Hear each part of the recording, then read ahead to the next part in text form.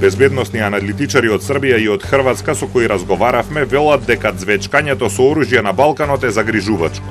Не толку од самото оружје, туку од запаливата реторика која сметаат дека е пред се наменета за домашната јавност.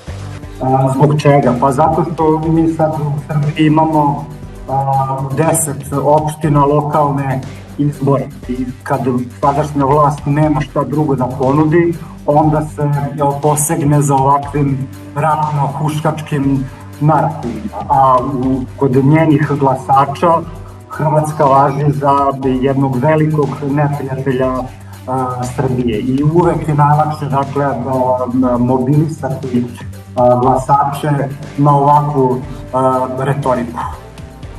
Воениот аналитичар Матија Блаќе од Загреб вели дека модернизацијата на армијата и набавката на нови оружја се легитимно право на секоја суверена земја.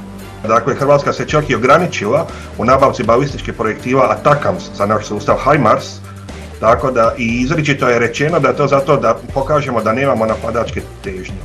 A Srbija na to odgovorila nabavkom iz sustava Puls dometa 300 km i ovih zračno-balističkih raketa CM400 dometa i do 400 km.